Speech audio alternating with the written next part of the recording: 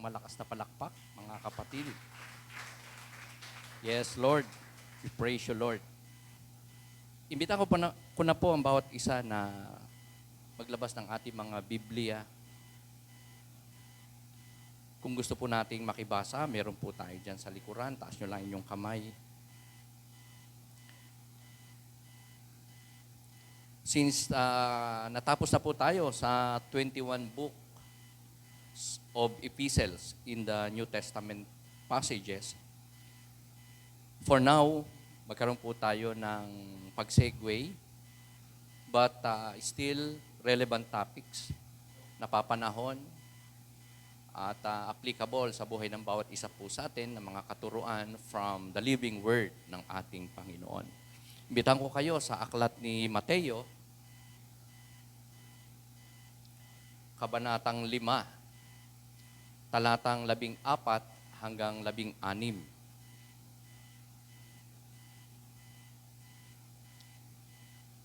Ang segment title ng passage na to, simula ng talatang 13, Asin at Ilaw.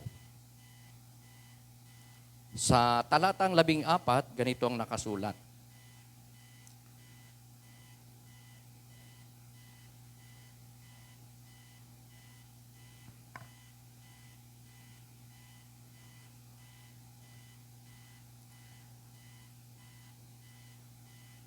Kayo ang ilaw ng sanlibutan.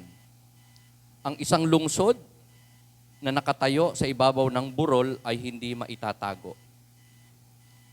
Walang taong nagsisindi ng ilaw at pagkatapos ay inilalagay iyon sa ilalim ng banga. Sa halip, inilalagay iyon sa talagang patungan upang matanglawan ang lahat ng nasa bahay. Gayon din naman, dapat ninyong paliwanagin ang inyong ilaw sa harap ng mga tao upang makita nila ang inyong mabubuting gawa at papurihan ang inyong Ama na nasa langit. Ito po ang mapagpalang salita ng ating Panginoon. I-share ko po sa inyo ang topic na pinamagatan ko po na Light in Darkness. Liwanag sa kadiliman. Dito po ay pinapahayag ng ating Panginoong Hesus mismo sa kanyang mga tagasunod, tagapakinig, sa kanyang mga alagad, ang patungkol sa liwanag sa sanlibutan. Na kailangang magningning, liwanag na kailangang makita ng mga tao, ng sanlibutan, ng mundo. Liwanag na hindi lamang sa kanya nagmumula, kundi maging sa kanyang mga mananampalataya. Kaya nga, mariremind po tayo today sa panawagan ng Diyos na just like the people in the New Testament time, magkaroon ng hindi matatawarang uri ng Christian living, kita ng maraming tao, nagliliwanag, nagiging inspirasyon, nagiging modelo, nagiging examples sa maraming tao, bunga ng mga mabubuting gawa. Liwanag na ang tinutukoy ay walang iba kundi ang mga mabubuting gawa, good deeds ng mga mananampalataya.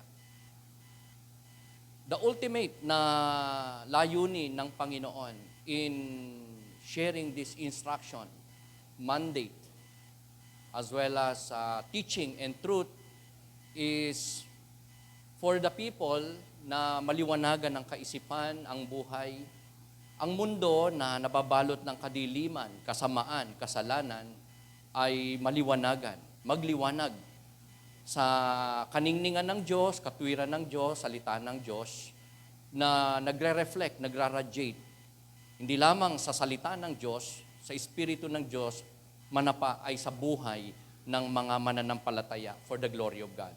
Today, ang isishare ko po sa inyo na mga katotohanan, batay sa atin pong teksto, ay walang iba kundi ang tatlo po na core theme ng atin pong passage.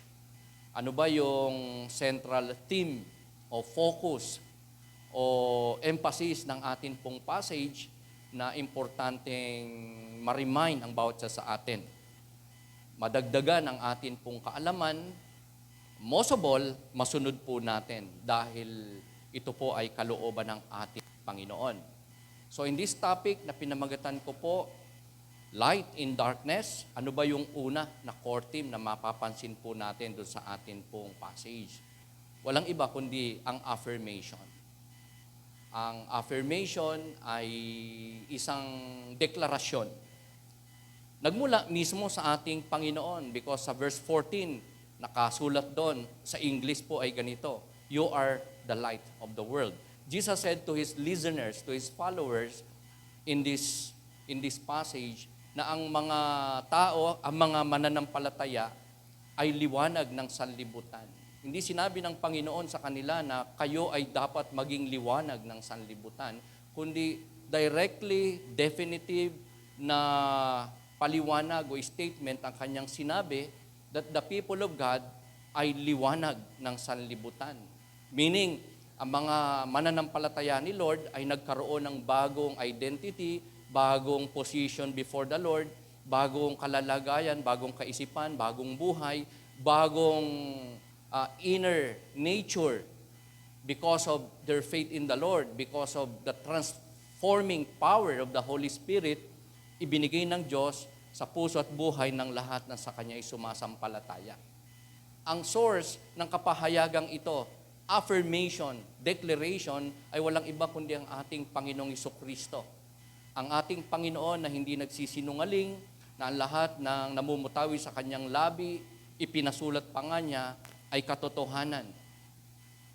Bagamat titulo rin ng Panginoong Jesucristo ang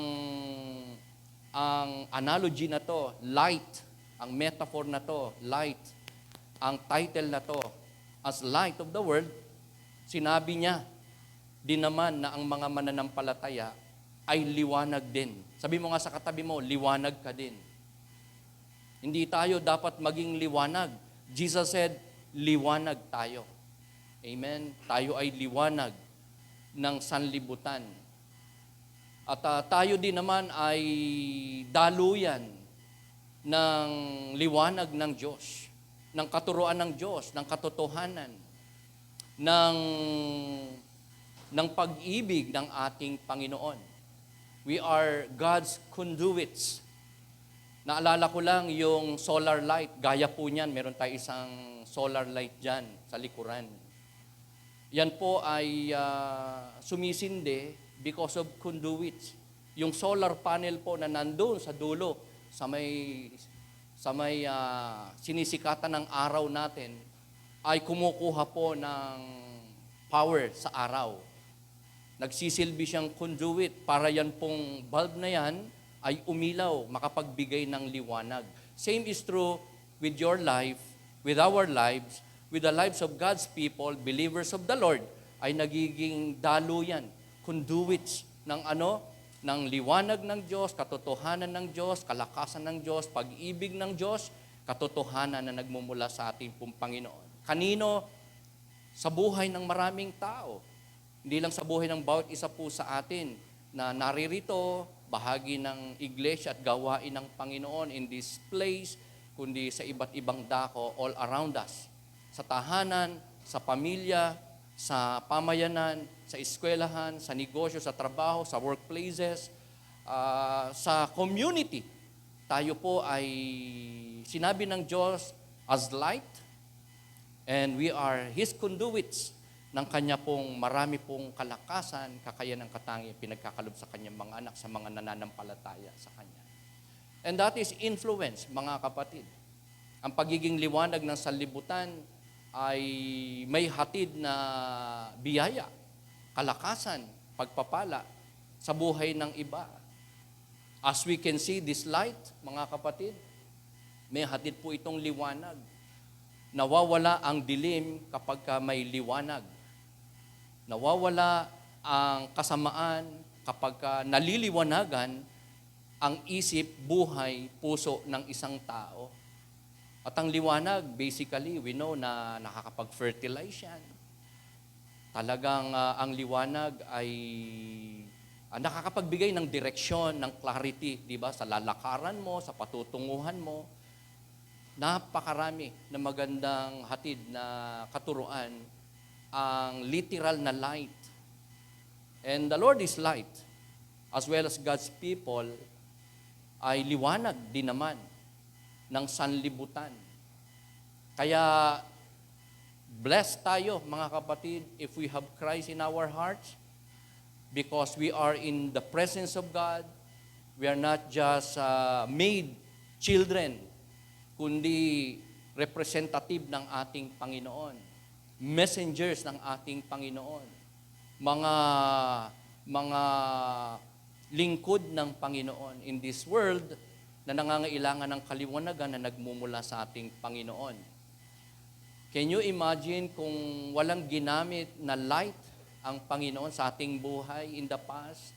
Nag-share sa atin ng gospel, nag-reach out sa atin, nag-pray sa atin, nag-minister sa atin. I for one, masasabi ko na nasa dilim pa rin tayo for sure. If not to the light of God na nag-radiate sa buhay ng mga tao na nanampalataya at nag-alay ng buhay, naglingkod sa Panginoon, sumunod sa kalooban ng Diyos, ginamit ng Diyos para tayo po ay maliwanagan. So, ang liwanag ay napaka-importante na pagpapala, blessing, influence sa buhay ng tao. At tayo mismo, sinabi ng Panginoon na liwanag. Kaya sabi mo sa katabi mo, blessing ka. As light of the world. Having that light na nagmumula sa Panginoon. Kaya tayo ay may kakaibang buhay, that is why tayo po ay naging liwanag ng sanlibutan. Ang pangalawa na central theme o core theme ng atin pong passage, aside from affirmation, ginawa, dineclare ng Panginoon Jesucristo about God's people, about you and me, ay walang iba kundi ang illustrations. Ang mga analogy na ginamit ng Panginoon in these verses 14b hanggang verse 15, ganito nakasulat sa English naman. If I may read, a city on a hill cannot be hidden. Neither do people light a lamp and put it under a bowl. Instead, they put it on its stand. And it gives light to everyone in the house. Makikita po natin dito ang katotohanan na ang liwanag o mabubuting gawa ng mga mananampalataya dapat visible, nakikita, at ito ay iniintensyon, pinagsusumikapan, magawa, maipakita, maging visible sa mata, kalagitnaan, presensya ng mga tao, ng ibang mga tao sa iba't ibang lugar. The analogies na malino na ginamit ni Lord sa ating passage ay walang iba kundi yung syudad na nasa tuktok ng burol. Just like that. In our country, marami po tayong mga kabundukan at meron po tayo mga famous na lugar na masasabing just like this one na sinasabi ni Jesus. City on a hill, Baguio City. Di po ba? Nandyan ang syudad sa napakataas na bundok. At sa gabi, kahit nasa malayo ka, tanaw mo yan. Dito sa ating lugar, may malapit po dyan sa Tagaytay. Kung ang bahay nyo may third floor, kitang-kita mo yan sa gabi.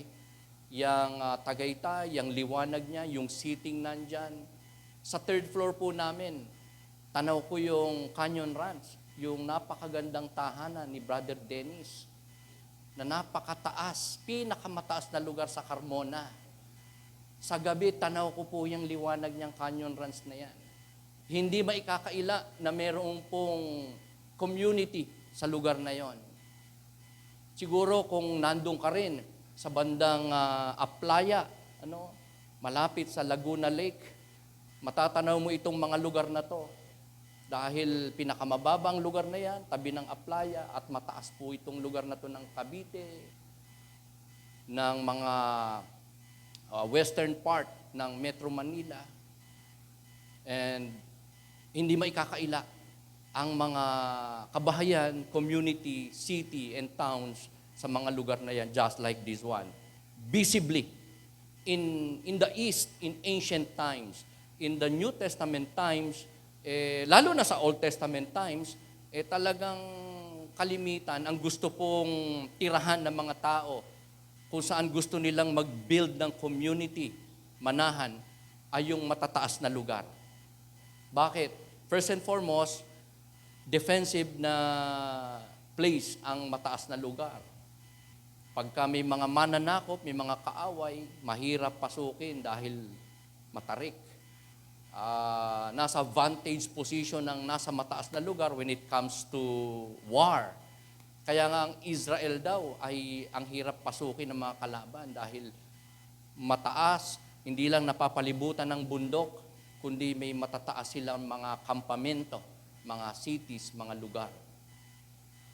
For defense, for safety, because elevated ang lugar na yan. Sa baha na lang, di ba, ang isang mataas na lugar ay medyo secured compared sa mga low-lying areas. Maliban na lang kung walang flood control, Ayun. Maaring babaha pa rin. Pero dahil mataas siya, talagang dadaloy pa rin at dadaloy. Ang tubig, dahilan para hindi masyado o kaya ay walang baha. Kahapon po kasi may tanaw po ako na ilog sa aming bahay. Malapit lang po.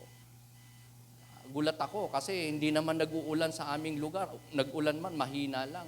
Pero tumaas ng grabe ang ilog. May nakapansin ba sa inyo na tumaas ang ilog? Kasi sa mga banda-banda ron, sa malayong mga lugar, nagkaroon ng mga pulo-pulo, malalakas na ulan. Kaya kita natin yung agos, dumaan ng tubig sa kanila, dumaan sa atin, pumupunta ng Laguna Lake. Ang lugar na mataas ay napakaganda. Gaya nito po, na sinasabi ng Panginoon na lugar na nag-symbolize, nag-illustrate, na nagiging kapahayagan ng Panginoon about God's people, about the good works, good deeds ng mga anak ng Diyos, liwanag na kailangan pong makita ng mga tao, ng mga taong nasa ating paligid, saan man tayo naroroon. At ito ay ipinahayag ng Diyos kagaya ng isang syudad na nasa isang hill, sa isang kabundukan na kitang-kita. Hindi pwedeng maging sikreto, hindi pwedeng hindi mapansin, kundi city o liwanag o good deeds na visible, kita ng mga tao at hindi sikreto o nakatago.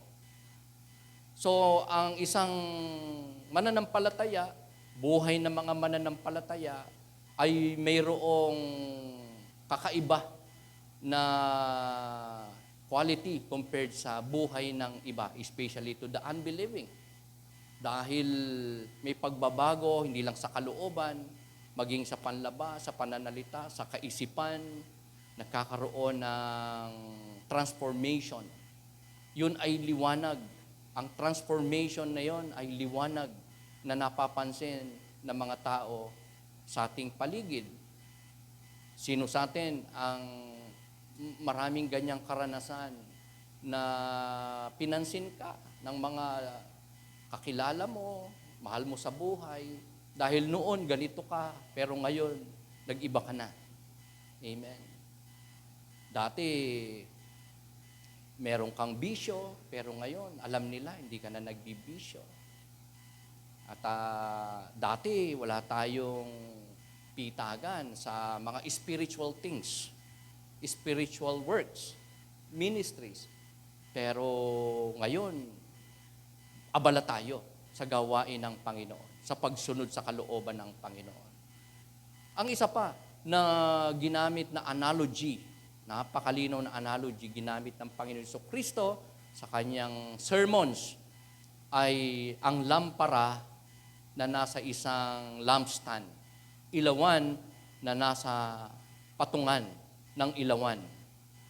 Sabi niya, walang nagsindi ng ilawan na inilagay niya sa ilalim ng takalan o sa ilalim ng cabinet o kaya ay tinakluban ang ilawan na yan.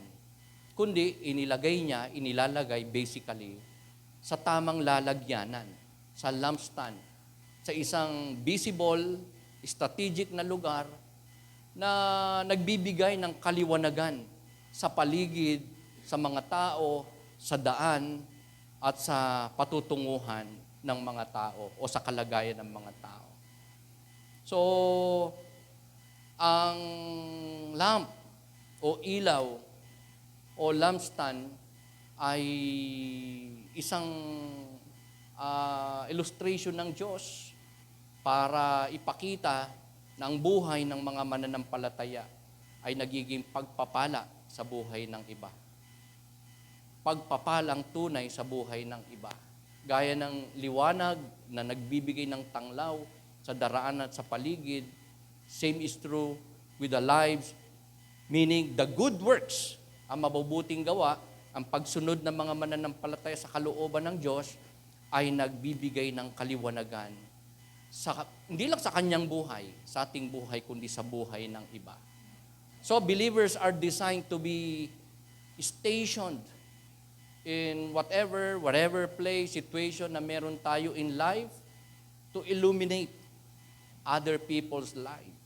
As an illumination, enlightenment, empowerment, encouragement sa ating mga nasa paligid, sa mga nasa paligid natin. Even so sa ating neighborhood, sa ating community, na meron tayong hatid sa kanila na spiritual insights, na yung bang pagka dumaan ka sa tapat ng kapitbahay mo, ang unang sumasagi sa isip nila, Diyos, dahil papunta ka ng church pag Sunday. Nakikita nila ang kanilang pagkukulang, hindi nagagawang kalooban ng Diyos, yung kulang sa kanilang mga sarili na kalooban ng Diyos pag nakita ka. Pag nakita nila ang iyong lalo na mabubuting gawa, every day of your life, sa mga katrabaho, schoolmates, kasamahan sa business, sa ating pinapasukang company, pabrika, sa ating mga pinupuntahang lugar, ay maaring may mga maliwanagan, ma-enlighten, ma-encourage, maka-feel ng presence of God, o maalala ang utos at kalooban ng Diyos because of your good deeds, because of your life, because of your presence. People of God. Yan ang ating disenyo in this world. Light as light of the world. Na hindi lang tayo literally makakatulong financially, materially, relationally, emotionally, mentally, maging pagpapala sa iba, kundi higit sa lahat, spiritually. Spiritual blessings na may eternal relevance sa buhay ng tao, unlike material things, finances, anumang regalo ang pwede nating maibigay, however valuable that gift we can give to people as help, libre, kaloob, pero yan ay pansamantala, mabubulok, mawawala, magagastos, lilipas, masisira, iiwanan, unlike spiritual things, spiritual gifts, galing sa Diyos, padadaloy niya sa ating buhay para sa iba, ay pangwalang hanggan na mga pagpapala nagmumula sa ating Panginoon sa buhay ng iba.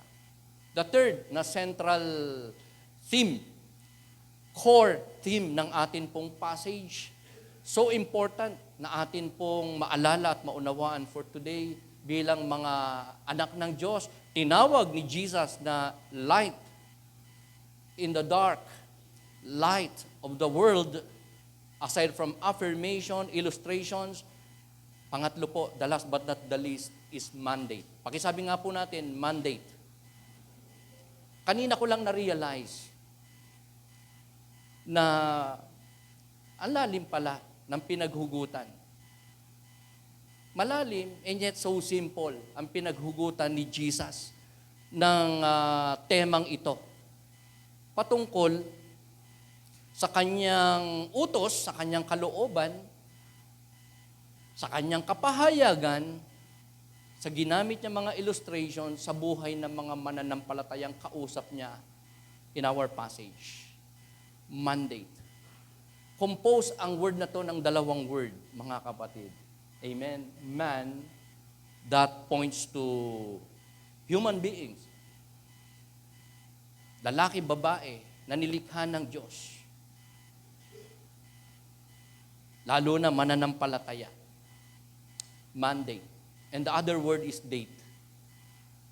Kakarelate ba kayo sa word na date? O, di ba? Yan ang hangad ng mga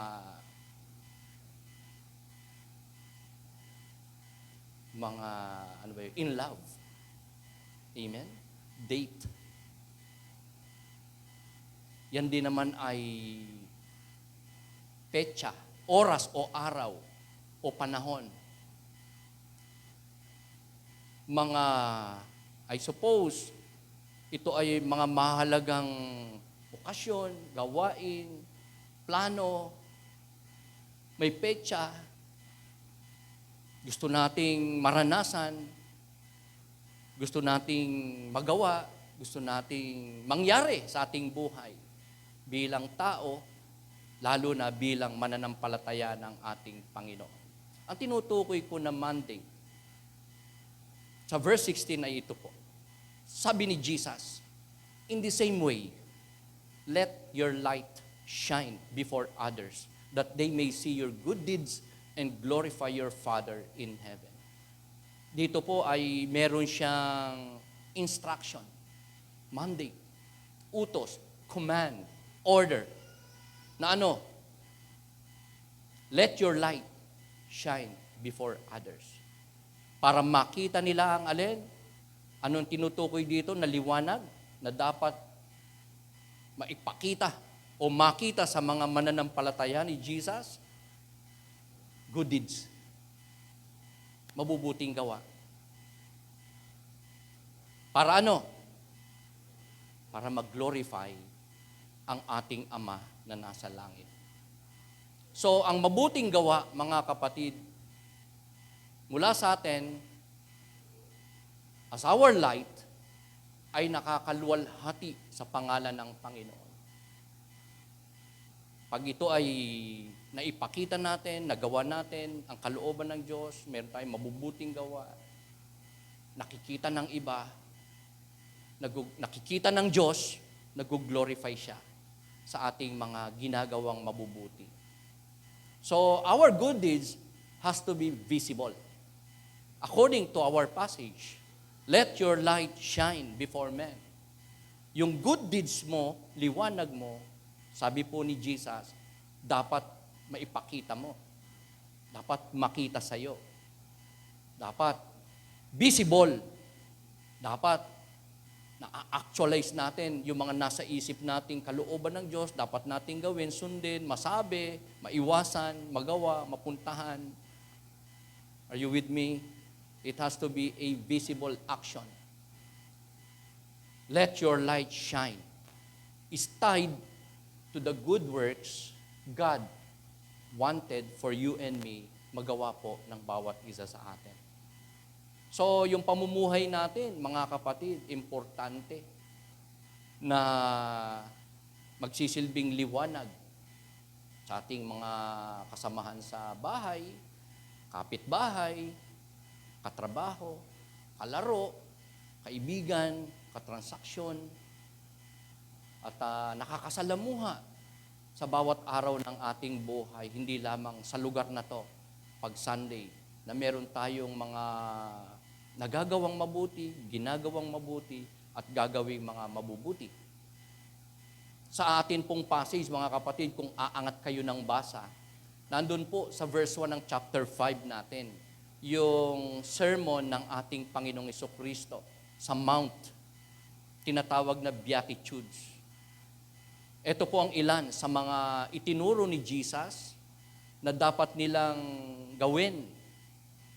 Magpakita ng kahabagan, ipursu ang kapayapaan, huwag maging war freak, huwag maging dahilan ng pagkakabahabahagi o kaguluhan o issues o conflicts, and ang pagkakaroon ng integrity, katapatan, hindi lang sa Diyos, kundi sa lahat ng bagay na meron tayong responsibilidad, accountability, in words, in deeds, in thoughts, in motives.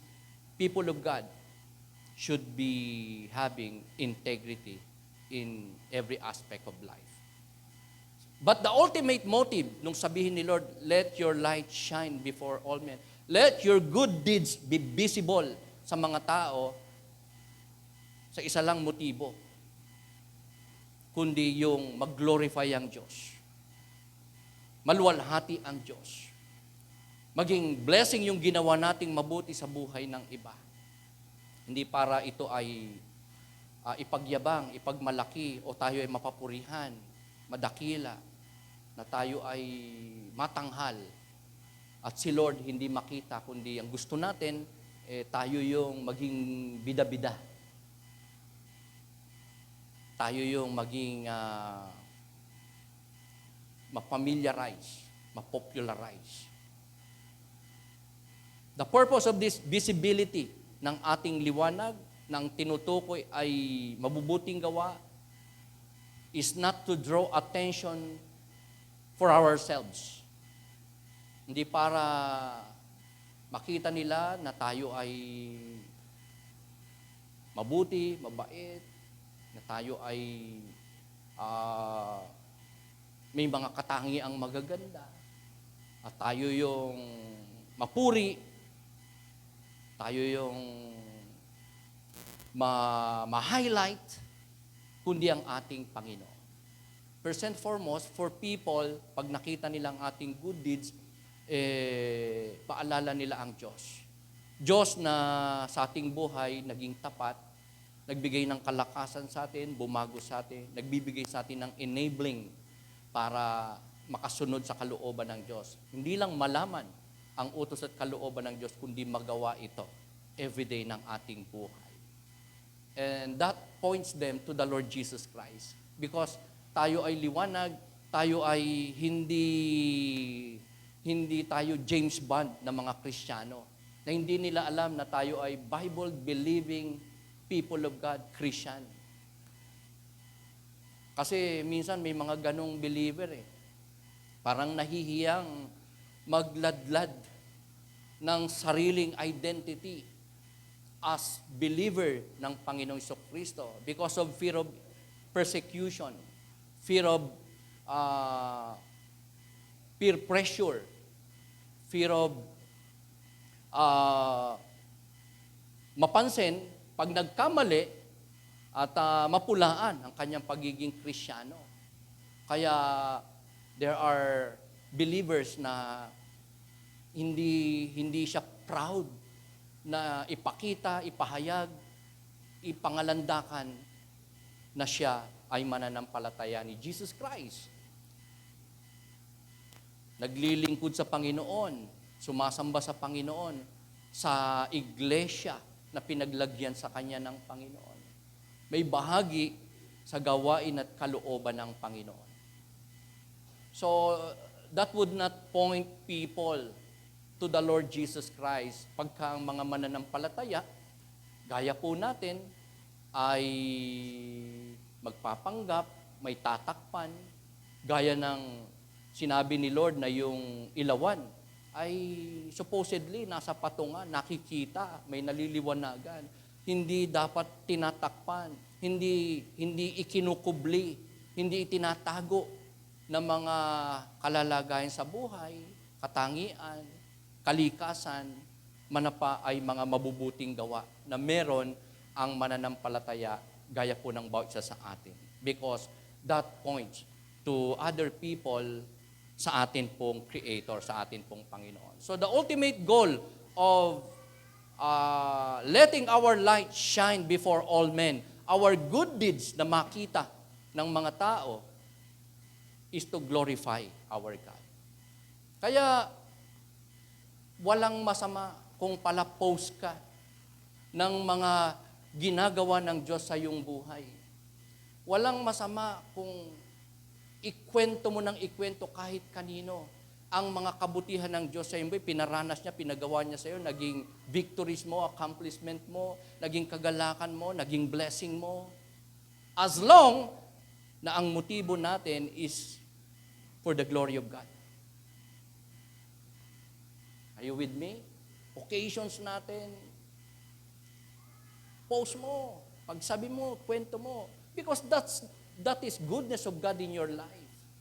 Pero kung ang pakiramdam mo, parang magyayabang ka o ang motibo natin, itaas ang ating sarili, tayo yung mapapurihan, tayo yung matanyag, matanghal. Ayan ang ayaw ng ating Panginoon. Are you with me? So, glory of God. Ang ultimate at kaisa-isang dahilan kung bakit nais ng Diyos ng ating mga liwanag, ang ibig sabihin yung atin pong mabubuting gawa, maging visible sa iba. Ipakita daw natin. Okay, marami po ang medyo nagkakamali in this area na ang ina-apply nila na salita ng Diyos. Yung sinabi ng Bible na huwag ipaalam sa kaliwa yung ginawa ng kanan.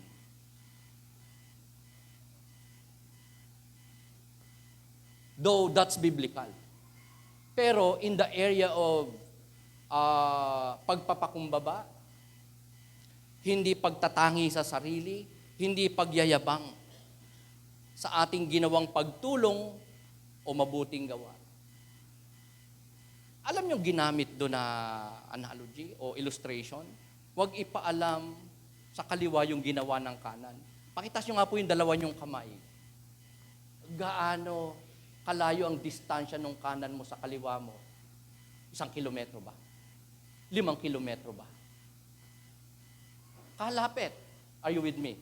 Lapit-lapit. Literal na itong kanan natin, kung may ginawa.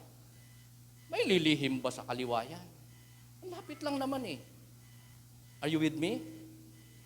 So may ibig sabihin, yung ginawa ng kanan, huwag ipaalam sa kaliwa. The emphasis there na gusto ng Panginoon is huwag nating ipagyabang yung ginawa nating pag-offering, pagtulong sa isang tao, nagawang mabuti, huwag ipagyabang. Because God wants humility. God wants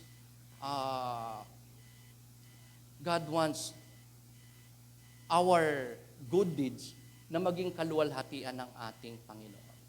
Na hindi tayo yung aani ng papuri, pasasalamat, pagdakila, praises ng tao, kundi ang Panginoon. Amen.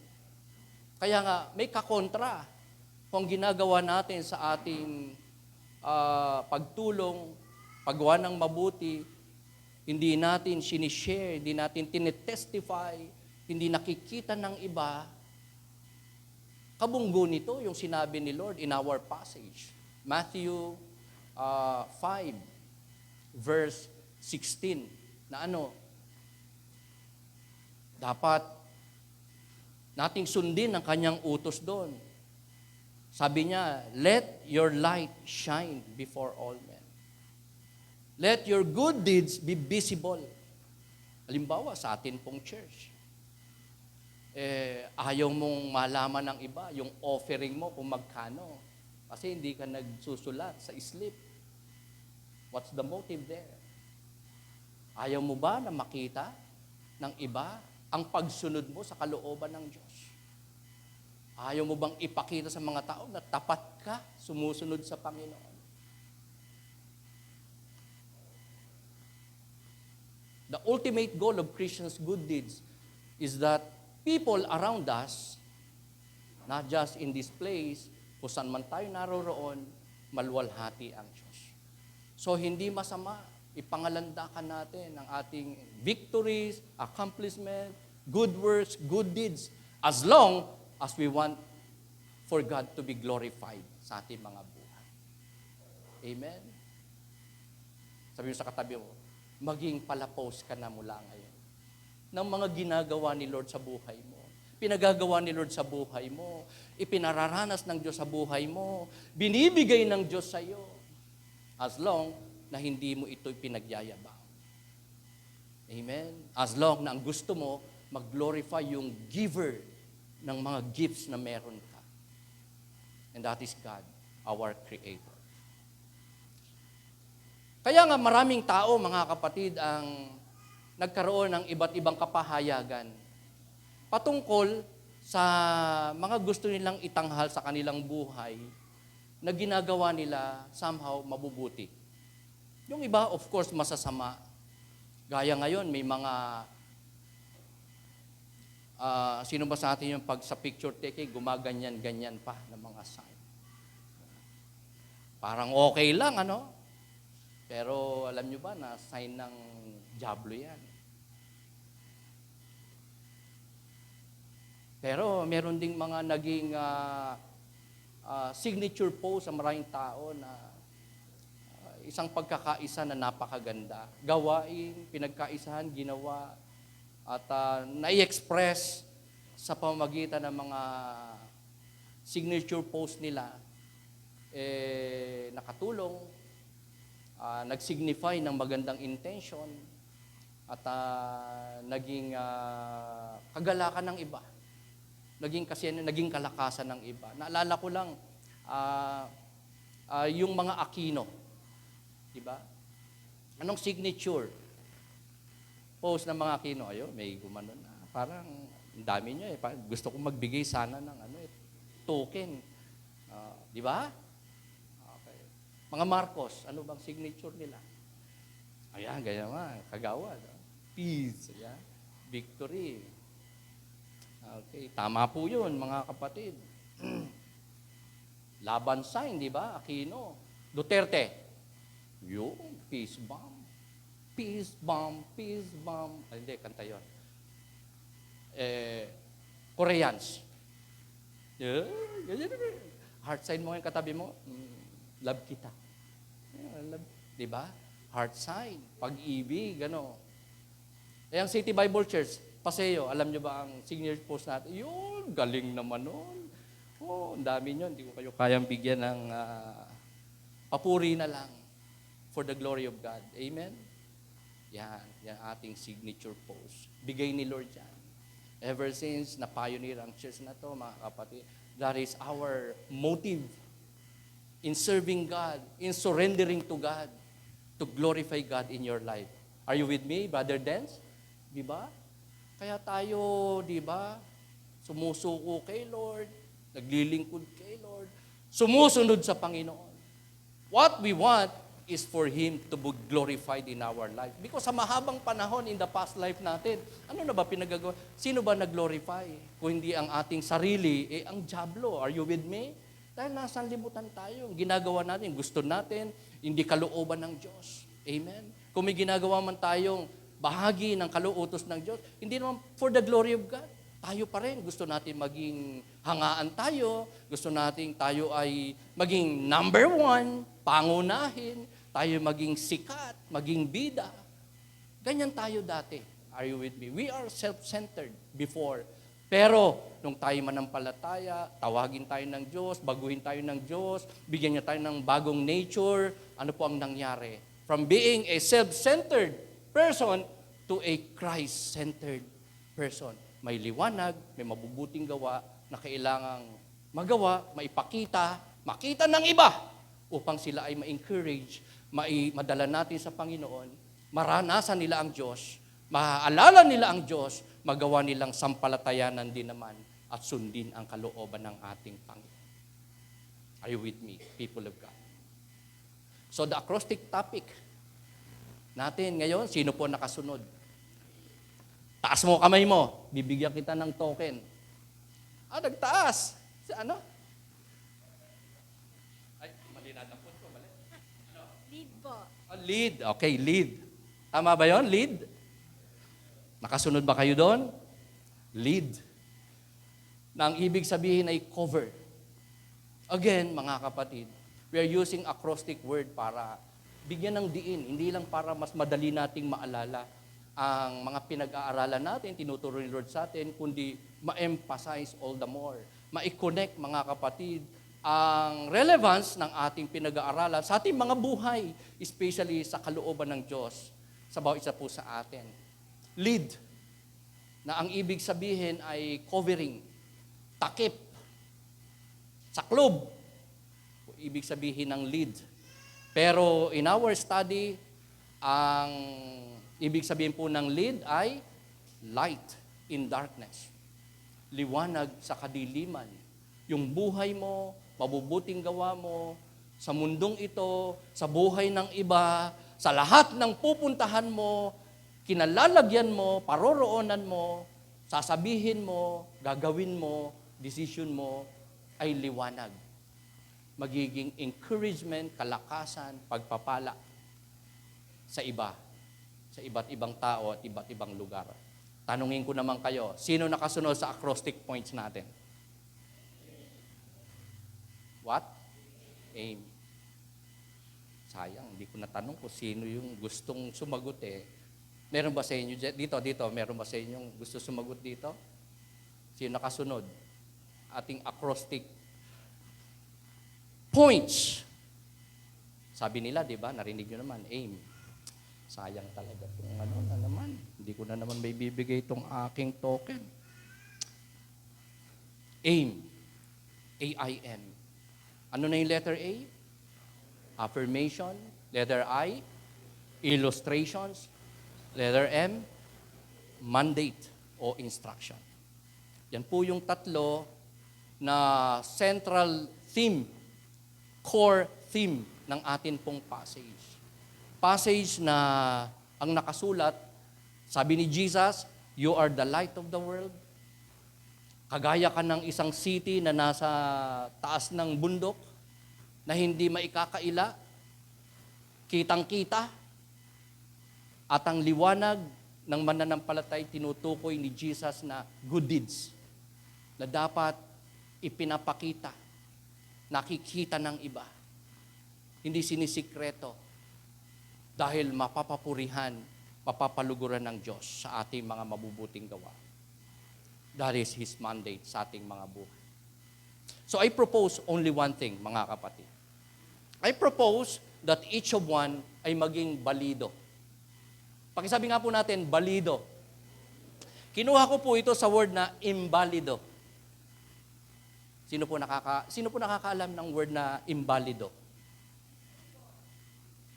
Ikaw na naman, parang pinapakya mo na ang token eh. Buti na lang, hindi ko na ibibigay. Okay, imbalido. Alam ni Doc Rhea, may doktor tayo dito. Ang imbalido ay disabled o paralyzed, walang kakayanan physically. Di ba? Inalis ko yung im. Kinuha ko yung balido.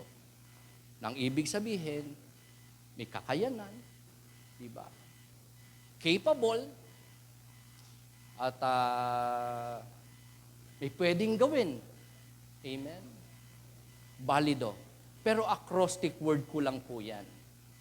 Dahil tayo pong mga mananampalataya, maraming kayang gawin. Maraming pwedeng gawin. Mga mabubuting gawain. Because we have God's Word. We have God's Spirit. We have God's commands. May marami tayong alam na kalooban niya at kautusan niya. And we are able to obey that, to do that. By God's grace. By the power of God. By the Spirit of God. Balido. Nang ibig ko pong sabihin, be a light in darkness openly. Di po ba? Sabi ni Jesus sa ating passage, let your light shine before all men. That's an open life. That is a life kita ng mga tao. Hindi yung sa loob ng bahay lang tayo mabait. Amen? O may mabubuting gawa. Pero sa labas, ano na tayo? Siga, haragan, at critical na tayo. Or hindi na tayo maingat. Or hindi tayo liwanag. O hindi tayo nakakagawa mabuti. Tahimik na tahimik. Sa bahay, ang ingay. Pero sa labas, sobrang tahimik. Hindi makabasag pinggan. Amen. At walang makita na action, contribution, performance, good deeds, ministry. Amen. Mabubuting gawa. Pero ang sabi ni Jesus, let your light shine before all men. Nang walang pagtatangi sa sarili, kundi ang first and foremost na rason, motivation, goal ay mag-glorify ang Diyos. Be a light in darkness, openly. Sa buhay ng mga taong nasa kadiliman, sa buhay ng mga taong masasama ang gawi sa buhay, talagang pakita natin sa kanila. Maganda nating prinsipyo, maganda nating paniniwala according to the Word of God, ang atin pong magagandang gawi everyday ng ating buhay, na tayo po ay may pitagan sa Diyos, inuuna natin ang Panginoon, hindi natin winawaglit ang atin ding social compassion, ang atin pong accountability sa community, sa gobyerno, kahit sa hindi natin kilala, sa abot ng ating makakaya, bilang pagsunod sa kalooban ng Diyos na to. Ng ating liwanag, mabubuting gawa, ay atin pong maipakita openly sa lahat ng tao around us, kilala man o hindi. Because that glorifies our God. Can we say amen? Let's rise up. Aming dakilang Diyos, maraming salamat po, Panginoon, sa pagkakataon binigay niyo po sa amin today to honor you, to worship you in spirit and in truth, to hear from you truths that challenge our emotions, our intellect, especially our faith. We confess to you our sins of pride, boasting, sa mga kung anong meron kami, nagawa namin, kakayanan namin, hindi namin na-attribute sa inyong grace, mercy, provision, and compassion sa amin. Kundi naangkin namin na kapurihan, kaluwalhatian, glory.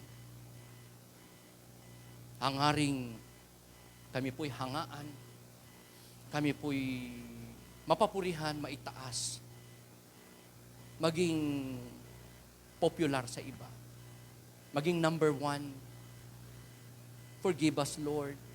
Nagkaroon kami ng maling motives, maling goal, maling kapamaraanan, maling kaisipan, maling motibo, Panginoon. But we thank you, Lord, dahil marami kami, O Diyos, na i-testify, na ipapahayag until now, every day, sa social media, sa mga kapatiran, sa aming mahal sa buhay, sa mga nakakausap namin, na isisinsay namin, Panginoon. Even if there are times na mi-misinterpret kami as boastful, proud, self-glorifying. Pero hindi po namin kayang kontrolin at baguhin ang kaisipan ng mga tao. Yamang kayo po ang nag-iisa na nakakaalam ng lahat ng bagay, sapagkat sa iyo lahat ay hayag. Walang nalilihim sa iyo. Even not just the content of our hearts, our past, even so the desires of our hearts, hindi po lingid sa inyo, Panginoon. And so, you know us completely. We have sinned against you. And on the other hand, we glorified you. In our words, in our deeds, in our walk in this life, in our work, in our talk, we give you the glory, Lord. Sapagkat nagawa namin ang kalooban nyo because of your grace, your power, your mercy, your spirit, and your leading and influence sa aming mga buhay. Lord, Sana patuloy nyo kaming bigyan ng wisdom sa amin pong pang-araw-araw na buhay, ginagawa, sinasabi, iniisip, nagiging decisions, nagiging actions. Na hindi po kami magtago sa maskara ng pagpapanggap, kundi may lakas ng loob, may tamang motibo na malaman ng iba ang katotohanan sa mga buhay. Maipakita sa iba ang mga katagumpayan namin, kakayanan, kalakasan, karunungan, resources, blessing, nagmula sa iyo na nais mo, Panginoon, makita sa aming mga buhay. Nang sa ganun, whether maniwala sila't hindi, ikaw ang nais naming mapapurihan. Kayo po ang maluluwalhati. At dalangin namin, Panginoon, that in every good things, every good deeds, magagawa namin. Kita man o hindi ng iba. Maipakita man namin o hindi. Kayo po ang mag-glorify, matago kami sa inyong likuran. Sapagkat kayo po ang karapat-dapat na matanghal, madakila, maluwalhati. Because in this world, ipinanganak kaming hubad, walang daladala, walang kakayanan, walang pag-aari. And you have said in your word that you created all things, that all things in this world is under your dominion and control, that you are the sole owner of everything, every good things that we have, every good things that we need in this life. Kayo ang source ng lahat ng ito. And so we come to you to bless us, to give us wisdom, na makasunod sa mandate niyo pong ito sa amin. Ma-enjoy po namin, ma-appreciate namin ang inyong declaration na kami po ay liwanag ng sanlibutan. That we are light of the world. That through us, ang inyo pong katotohanan, makapangyarihang salita, nagliligtas na salita, espiritu, banal na utos, kalooban, ay maging pagpapala po sa iba. Dumadaloy na patuloy mula po sa inyo, sa aming mga buhay, papunta po sa mga tao all around us. Lord God, may you be glorified even more sa aming mga buhay. We commit to you our lives. We seek your grace and mercy, your power, your infilling ng inyong espiritu sa aming mga buhay.